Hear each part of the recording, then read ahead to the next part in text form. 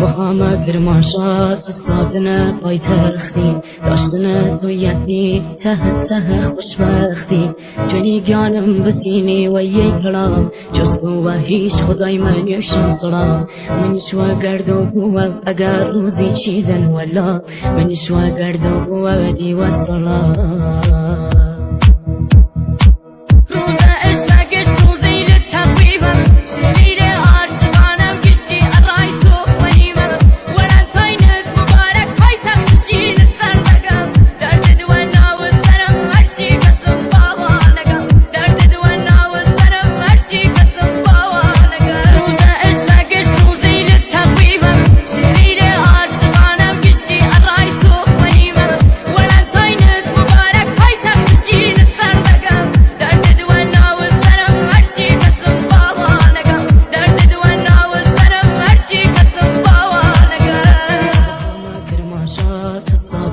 پای تختی داشتنه تو یعنی ته خوشبختی جونی گانم بسینی و یک کلام جز تو و هیچ خدای من یوشن سلام منش و گردو و اگر روزی چیدن ولا منش و گردو و دی و سلام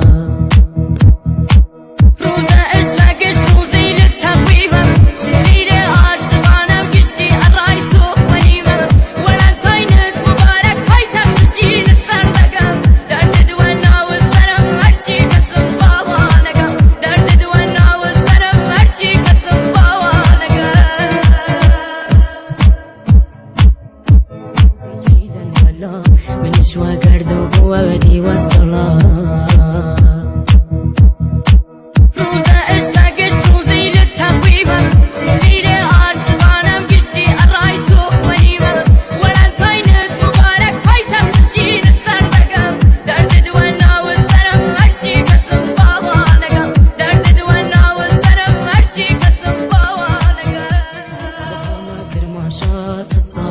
پای تختی داشتنه تو یعنی ته خوشبختی جونی گانم بسینی و یک کلام جز تو و هیچ خدای من یوشن سلام منش و گردو و اگر روزی چیدن ولا منش و گردو و دی و سلام